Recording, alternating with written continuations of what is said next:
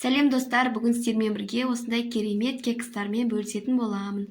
Өте оңай, сіздерге де жасап көруге кеңес беремін. Міне осылай жұп-жұмсақ болып шығады. Ең бастысы бұл 2 жұмыртқадан ғана дайын болады және миксерсіз дайындаймыз. Ең алдымен бізге ұн, қант, сүт, қамыр қопсытқыш, сұйқымай, жұмыртқа керек. Және де начинкасына мен өзім шоколадты қолдандым. Сіздер басқа да затты қолдансаңыздар болады. Ең алдымен құрғатып, ыдысымызды құрғатып аламыз. 2 жұмыртқамызды жарамыз. 2 жұмыртқамызды жарып, қантымызды саламыз. Сұйық майымызды, сүтімізді бәрін біріктіріп, барлығын бірден құямыз.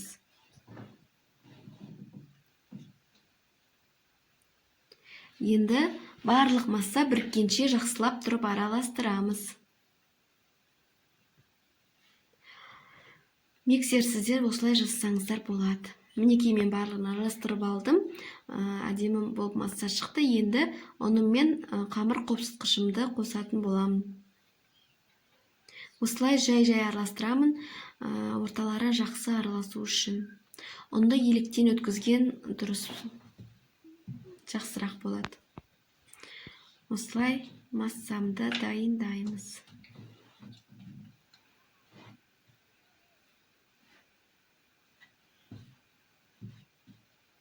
Менің каналымдағы видеолар ұнап жатса, кнопканы басып, тіркеліп қойсаңыздар болады.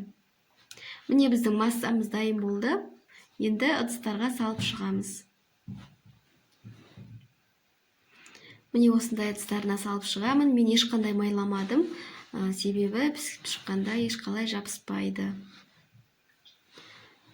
Осылай кішкене құйып, шоколадтарымызды бір салып аламын. Және де тағы да кішкене сүтін жару мақсатында қайтадан құямын. Міндетті түрде ыдысымыздың жартысына дейін болу керек, әдемі көтеріліп шығу үшін.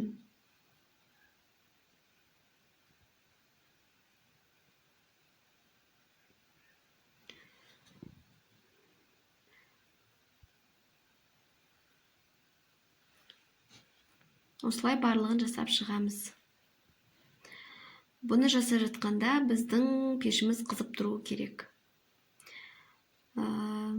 Мінекей біздің кекстарымыз дайын болды. Өте әдемі көтеріліп шықты. Сіздерге де жасап көруге кеңес беремін, достар. Сіздердің де қолдарыңыздан келеді. Міндетті түрде жасап көріңіздер. Мінекей өте жұмсақ, көріп тұрғандарыңыздай. Дәмі де өте керемет. Сіздер қалауларыңызша ішіне қоссаңыздар болады.